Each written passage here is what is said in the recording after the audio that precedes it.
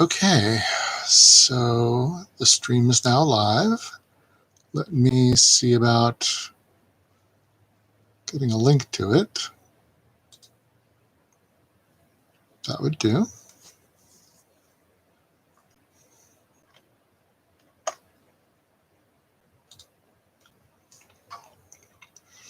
Okay.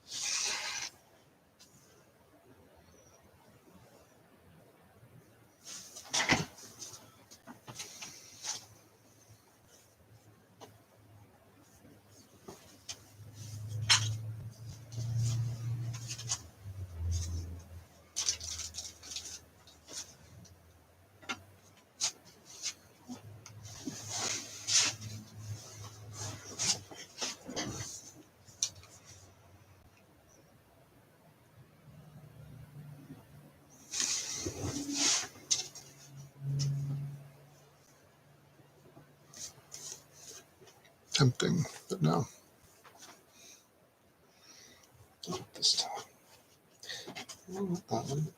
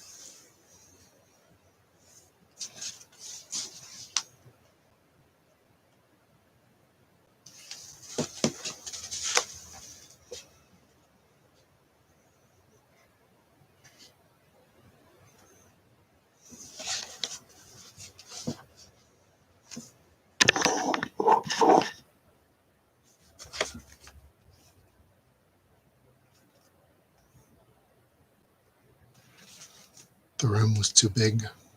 The ceiling was too high. The doors were too tall.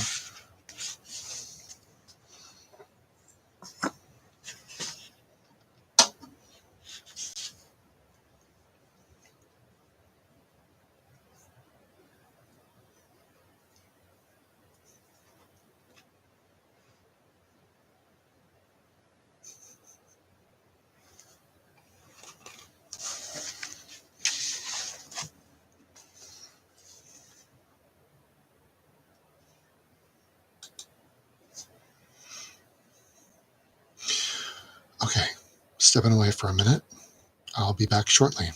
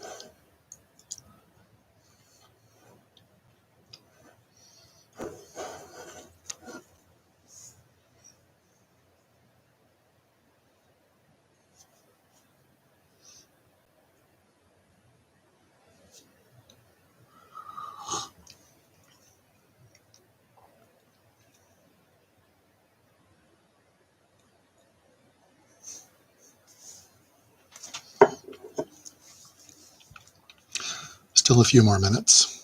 I'm going to wait just a little bit, and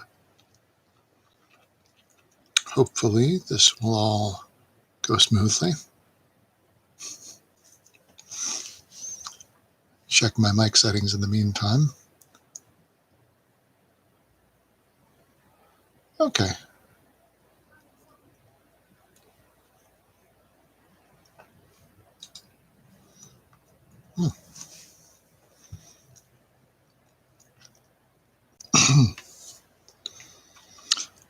Let me step away for a quick moment and check something.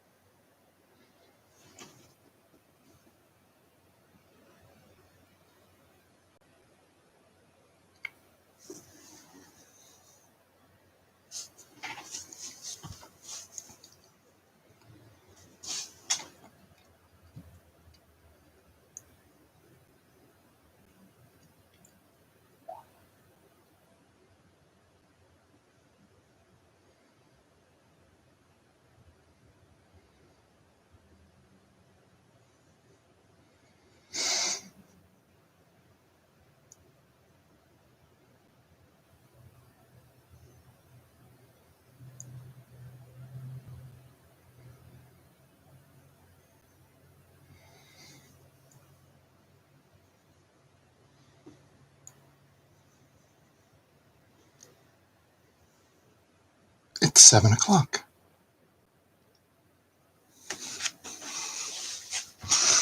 Okay. So it is 7 o'clock on Sunday, May, I want to say. May something. 31st? May 31st. May has a 31st. Yes. It is just past 7 p.m. on Sunday, May 31st of this weird year that has been 2020. And I am about to begin the second of what will be a series of Sunday night readings, and in particular, cold readings in which I read something straight off the page that either I have never read before or haven't for a very, very long time, which is a totally subjective concept, but something that has been long enough that I would have forgotten it at any rate, and that is what we have tonight. Because I did read this book once before, Raymond Chandler's The Big Sleep. But it's been easily 15 years. The last one of these, we covered chapters 1 and 2, so I'm going to be starting from chapter 3. And we have a little drink of tea before we begin.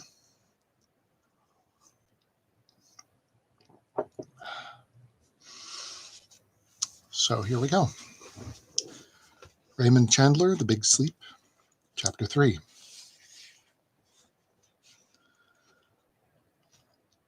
This room was too big.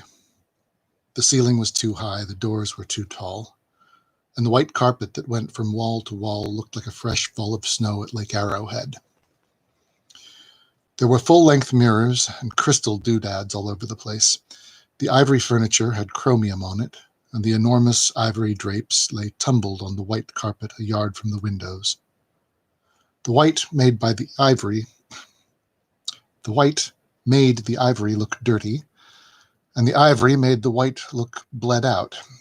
The windows stared toward the darkening foothills.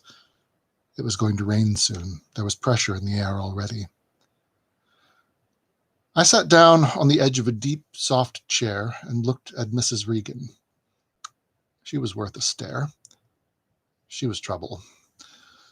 She was stretched out on a modernistic chaise lounge with her slippers off, so I stared at her legs in the sheerest silk stockings. They seemed to be arranged to stare at. They were visible to the knee, and one of them well beyond. The knees were dimpled, not bony and sharp.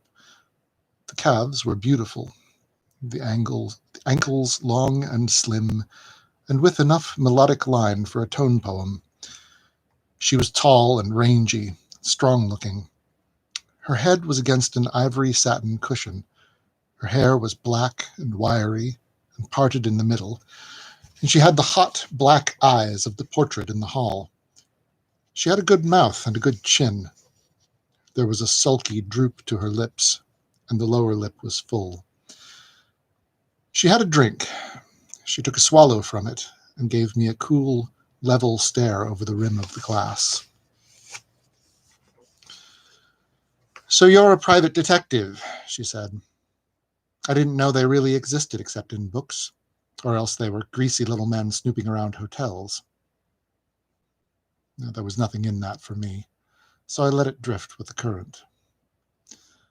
She put her glass down on the flat arm of the chaise lounge and flashed an emerald and touched her hair. She said slowly, "How did you like Dad?" "I liked him," I said. "He liked Rusty. I suppose you know who Rusty is." "Uh-huh." Rusty was earthy, vulgar at times, but he was very real, and he was a lot of fun for Dad. Rusty shouldn't have gone off like that. Dad feels very badly about it, although he won't say so. Or did he? He said something about it. "You're not much of a gusher, are you, Mr. Marlowe? But he wants to find him, doesn't he?" I stared at her politely through a pause. "Yes and no," I said. "Well, that's hardly an answer. Do you think you can find him?" I didn't say I was going to try. "Why not try the Missing Persons Bureau? They have the organization. It's not a one-man job." "Oh, Dad wouldn't hear of the police being brought into it." She looked at me smoothly across her glass again, emptied it, and rang a bell. A maid came into the room by a side door. She was a middle-aged woman with a long, yellow, gentle face, a long nose, no chin, large, wet eyes. She looked like a nice old horse that had been turned out to pasture after long service. Mrs. Regan waved the empty glass at her, and she mixed another drink and handed it to her and left the room, without a word, without a glance in my direction. When the door shut, Mrs. Regan said, "Well, how will you go about it, then?" "How and when did he skip out?" "Didn't Dad tell you?" I grinned at her with my head on one side. She flushed. Her hot black eyes looked mad. "I don't see what there is to be cagey about," she snapped. "And I don't like your manners." "I'm not crazy about yours," I said. "I didn't ask to see you. You sent for me. I don't mind your ritzing me or drinking your lunch out of a Scotch bottle. I don't mind your showing me your legs. They're swell legs, and it's a pleasure to make their acquaintance. I don't mind if you don't like my manners. They're pretty bad. I grieve over them during the long winter evenings. But don't waste your time trying to cross-examine me." She slammed her glass down so hard that it slopped over on an ivory cushion. She swung her legs to the floor and stood up with her eyes sparkling fire and her nostrils wide. Her mouth was open and her bright teeth glared at me. Her knuckles were white. "People don't talk like that to me," she said thickly. I sat there and grinned at her. Very slowly, she closed her mouth and looked down at the spilled liquor. She sat down on the edge of the chaise lounge and cupped her chin in one hand. "My God, you're a big, dark, handsome brute. I ought to throw a Buick at you." I snicked a match on my thumbnail, and for once it lit. I puffed smoke into the air and waited. "I loathe masterful men," she said. "I simply loathe them." "Just what is it you're afraid of, Mrs. Regan?" Her eyes whitened. Then they darkened until they seemed to be all pupil. Her nostrils looked pinched. "That wasn't what he wanted with you at all," she said, in a strained voice that still had shreds of anger clinging to me. "About Rusty, was it?" "Better ask him." She flared up again. "Get out! Damn you, get out!" I stood up. "Sit down!" she snapped. I sat down. I flicked a finger at my palm and waited. "Please," she said, "please. You could find Rusty, if Dad wanted you to." That didn't work either. I nodded and asked, "When did he go?" "One afternoon a month back. He just drove away in his car without saying a word. They found the car in a private garage somewhere." "They?" She got cunning. Her whole body seemed to go lax, and then she smiled at me, winningly. "He didn't tell you, then?" Her voice was almost gleeful, as if she had outsmarted me. Maybe she had. "He told me about Mr. Regan. Yes, that's not what he wanted to see me about." "Is that what you've been trying to get me to say?" "I'm sure I don't care what you say." I stood up again. "Well, then I'll be running along." She didn't speak. I went over to the tall, white door I had come in at. When I looked back, she had her lip between her teeth and was worrying it like a puppy at the fringe of a rug. I went out, down the tile staircase to the hall, and the butler drifted out of somewhere with my hat in his hand. I put it on while he opened the door for me. "You made a mistake," I said. "Mrs. Regan didn't want to see me." He inclined his silver head and said politely, "I'm sorry, sir. I make many mistakes."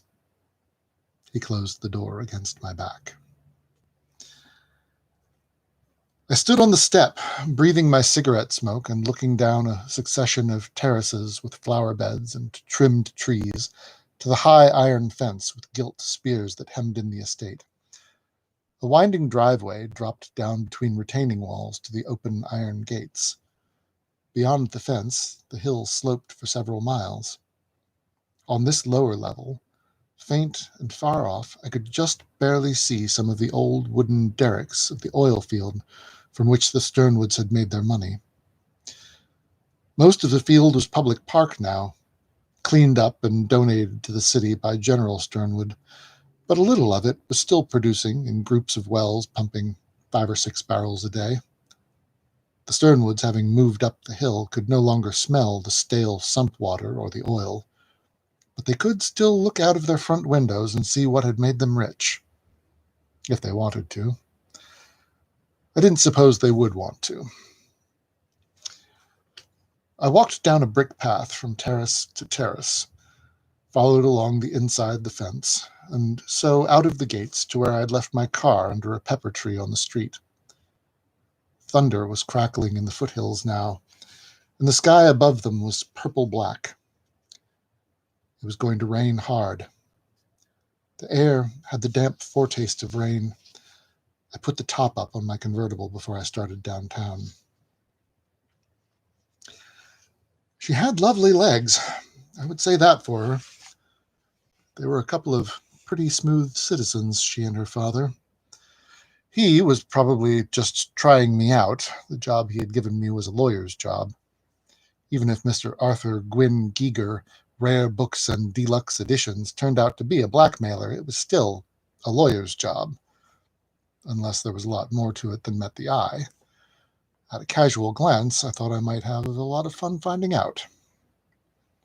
We drove down to the Hollywood Public Library and did a little superficial research in a stuffy volume called Famous First Editions. Half an hour of it made me need my lunch. End of chapter 3.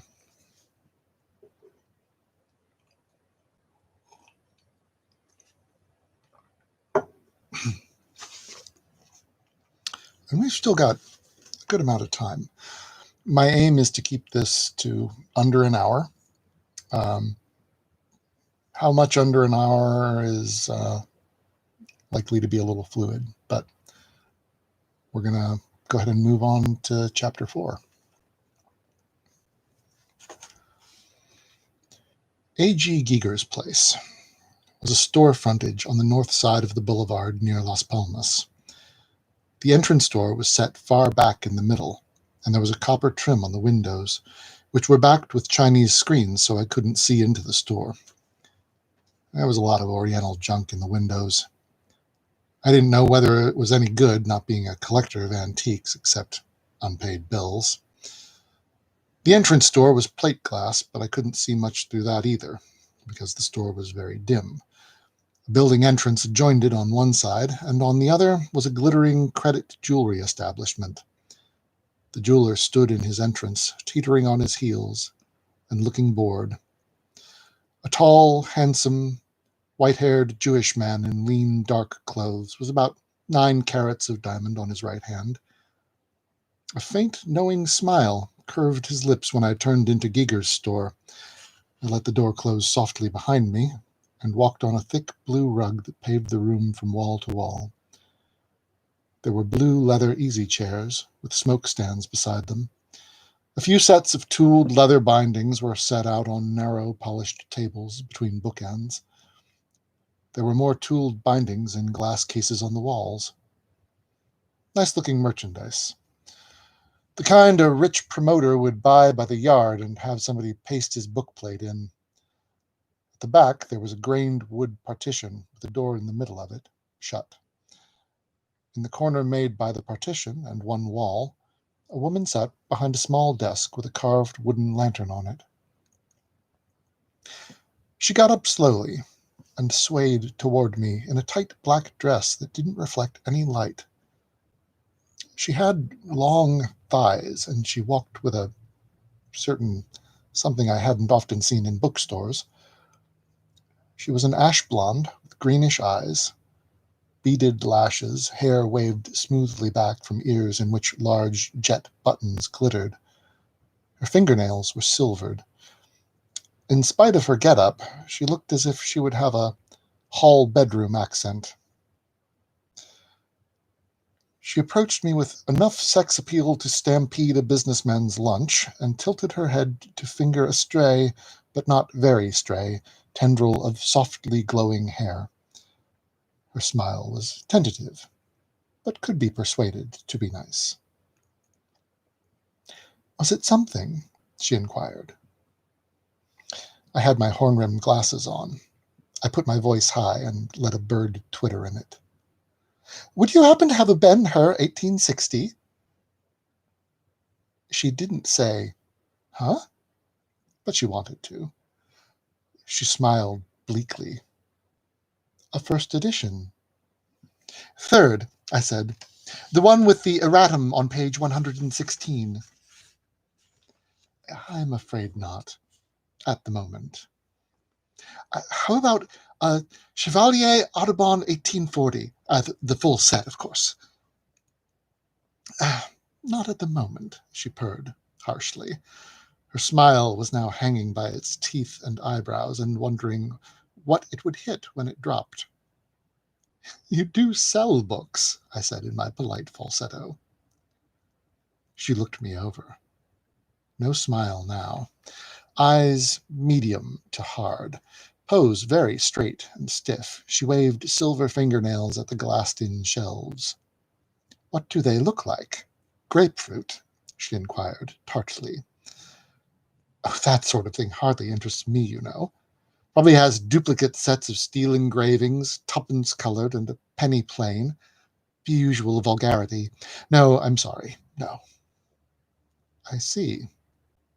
She tried to jack the smile back up on her face. She was as sore as an alderman with the mumps. Perhaps Mr. Giger, but he's not in at the moment. Her eyes studied me carefully. She knew as much about rare books as I knew about handling a flea circus. He might be in later. I'm afraid not until late. Oh, too bad, I said. Too bad. I'll sit down and smoke a cigarette in one of these charming chairs. I have rather a blank afternoon, nothing to think about but my trigonometry lesson. Yes, she said. Yes, of course. I stretched out in one and lit a cigarette with the round nickel lighter on the smoking stand. She still stood, holding her lower lip with her teeth, her eyes vaguely troubled. She nodded at last, turned slowly, and walked back to her little desk in the corner. From behind the lamp, she stared at me. I crossed my ankles and yawned. Her silver nails went out to the cradle phone on the desk. Didn't touch it. Dropped and began to tap on the desk. Silence for about 5 minutes. The door opened, and a tall, hungry-looking bird with a cane and a big nose came in neatly, shut the door behind him against the pressure of the door closer, marched over to the corner and placed a wrapped parcel on the desk. He took a pin-seal wallet with gold corners from his pocket and showed the blonde something. She pressed a button on the desk. The tall bird went to the door in the paneled partition and opened it barely enough to slip through. I finished my cigarette and lit another. The minutes dragged by. Horns tooted and grunted on the boulevard. A big red interurban car grumbled past. A traffic light gonged. The blonde leaned on her elbow and cupped a hand over her eyes and stared at me behind it. The partition door opened, and the tall bird with the cane slid out. He had another wrapped parcel, the shape of a large book. He went over to the desk and paid money. He left as he had come, walking on the balls of his feet, breathing with his mouth open, giving me a sharp side glance as he passed. I got to my feet, tipped my hat to the blonde, and went out after him. He walked west, swinging his cane in a small, tight arc just above his right shoe. He was easy to follow. His coat was cut from a rather loud piece of horse robe, with shoulders so wide that his neck stuck up out of it like a celery stalk, and his head wobbled on it as he walked. We went a block and a half. At the Highland Avenue traffic signal, I pulled up beside him and let him see me. He gave me a casual, then a suddenly sharpened side glance, and quickly turned away. We crossed Highland with the green light and made another block. He stretched his long legs and had 20 yards on me at the corner. He turned right. 100 feet up the hill, he stopped, hooked his cane over his arm, and fumbled a leather cigarette case out of an inner pocket. He put a cigarette in his mouth, dropped his match, looked back when he picked it up, saw me watching him from the corner, and straightened up as if somebody had booted him from behind. He almost raised dust going up the block, walking with long, gawky strides and jabbing his cane into the sidewalk. He turned left again. He had at least half a block on me when I reached the place where he had turned. He had me wheezing. This was a narrow, tree-lined street with a retaining wall on one side and 3 bungalow courts on the other. He was gone. I loafed along the block, peering this way and that. At the second bungalow court, I saw something. It was called the La Baba, a quiet, dim place with a double row of tree-shaded bungalows. The central walk was lined with Italian cypresses, trimmed short and chunky, something the shape of the oil jars in Ali Baba and the 40 Thieves. Behind the third jar, a loud patterned sleeve edge moved. I leaned against a pepper tree in the parkway and waited. The thunder in the foothills was rumbling again. The glare of lightning was reflected on piled-up black clouds off to the south. A few tentative raindrops splashed down on the sidewalk and made spots as large as nickels. The air was as still as the air in General Sternwood's orchid house. The sleeve behind the tree showed again, then a big nose and one eye, and some sandy hair without a hat on it. The eye stared at me. It disappeared. Its mate reappeared like a woodpecker on the other side of the tree. 5 minutes went by. He'd got him. His type are half nerves. I heard a match strike, and then whistling started. Then a dim shadow slipped along the grass to the next tree. And then he was out on the walk, coming straight towards me, swinging the cane and whistling. A sour whistle with jitters in it. I stared vaguely up at the dark sky. He passed within 10 feet of me and didn't give me a glance. He was safe now. He had ditched it. I watched him out of sight and went up the central walk of the La Baba and parted the branches of the third cypress. I drew out a wrapped book and put it under my arm and went away from there. Nobody yelled at me. End chapter 4.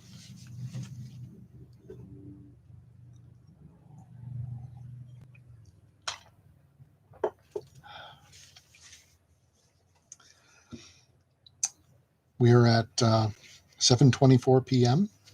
Still doing pretty well for time. And so I'm going to move on to chapter 5. Back on the boulevard, I went into a drugstore phone booth and looked up Mr. Arthur Gwynn Giger's residence. He lived on Laverne Terrace, a hillside street off Laurel Canyon Boulevard. I dropped my nickel and dialed his number just for fun. Nobody answered. I turned to the classified section and noted a couple of bookstores within blocks of where I was. The first I came to was on the north side, a large lower floor devoted to stationery and office supplies, a mass of books on the mezzanine. It didn't look the right place. I crossed the street, walked 2 blocks east to the other one. This was more like it. A narrow, cluttered little shop stacked with books from floor to ceiling, and 4 or 5 browsers taking their time putting thumb marks on the new jackets. Nobody paid any attention to them. I shoved on back into the store, passed through a partition, and found a small, dark woman reading a law book at a desk. I flipped my wallet open on her desk and let her look at the buzzer pinned to the flap. She looked at it, took her glasses off, leaned back in her chair. I put the wallet away. She stared at me and said nothing. I said, "Would you do me a favor? A very small favor?" "I don't know. What is it?" She had a smoothly husky voice. "Do you know Giger's store, across the street, 2 blocks west?" "I think I may have passed it." "It's a bookstore. Not your kind of bookstore. You know darn well." She curled her lips slightly and said nothing. You know Giger by sight? I asked. I'm sorry, I don't know Mr. Giger. Then you couldn't tell me what he looks like. Her lip curled some more. Why should I? No reason at all. If you don't want to, I can't make you. She looked out through the partition door and leaned back again. That was a sheriff's star, wasn't it? Honorary deputy. Doesn't mean a thing. It's worth a dime cigar. I see. She reached for a pack of cigarettes and shook one loose, reached for it with her lips. I held a match for her. She thanked me, leaned back again, and regarded me through smoke. She said carefully, You wish to know what he looks like, and you don't want to interview him. He's not there, I said. I presume he will be. After all, it's his store. I don't want to interview him just yet. She looked out through the open doorway again, and I said, Know anything about rare books? You could try me. Would you have a Ben-Hur, 1860, 3rd edition, the one with the duplicated line on page 116? She pushed her yellow law book to one side and reached a fat volume up on the desk, leafed through it, found her page, and studied it. Nobody would, she said without looking up. There isn't one. Right. What in the world are you driving at? The girl in Giger's store didn't know that. She looked up. I see. You interest me, rather vaguely. I'm a private dick on a case. Perhaps I ask too much. It didn't seem much to me somehow. She blew a soft gray smoke ring and poked her finger through. It came to pieces in frail wisps. She spoke smoothly, indifferently. In his early 40s, I would judge, medium height, fattish, weigh about 160 pounds. Fat face, Charlie Chan mustache, thick, soft neck, soft all over. Well-dressed, goes without a hat, affects a knowledge of antiques and hasn't any. Oh, yes, his left eye is glass. You'd make a good cop, I said. She put the reference book back on an open shelf at the end of her desk and opened the law book in front of her again. I hope not, she said, and put her glasses on. I thanked her and left. The rain had started. I ran for it with the wrapped book under my arm. My car was on a side street, pointing at the boulevard almost opposite Giger's store. I was well sprinkled before I got there. I tumbled into the car and ran both windows up and wiped my parcel off with my handkerchief. Then I opened it up. I knew about what it would be, of course. A heavy book, well bound, handsomely printed in hand-set type on fine paper, larded with full-page, arty photographs. Photos and letterpress were alike of an indescribable filth. The book was not new. Dates were stamped on the front end paper, in and out dates. A rent book. A lending library of elaborate smut. I rewrapped the book and locked it up behind the seat. A racket like that out in the open on the boulevard seemed to mean plenty of protection. I sat there and poisoned myself with cigarette smoke and listened to the rain and thought about it. And chapter 5.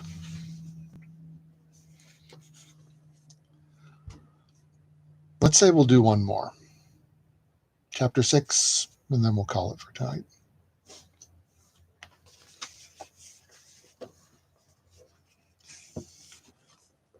Rain filled the gutters and splashed knee-high off the sidewalk. Big cops and slickers that shone like gun barrels had a lot of fun carrying giggling girls across the bad places. The rain drummed hard on the roof of the car, and the Burbank top began to leak. pool of water formed on the floorboards for me to keep my feet in. It was too early in the fall for that kind of rain. I struggled into a trench coat and made a dash for the nearest drugstore and bought myself a pint of whiskey. Back in the car, I used enough of it to keep warm and interested. I was long overparked, but the cops were too busy carrying girls and blowing whistles to bother about that. In spite of the rain, or perhaps even because of it, there was business done at Giger's. Very nice cars stopped in front, and very nice-looking people went in and out with wrapped parcels. They weren't all men. He showed about 4 o'clock.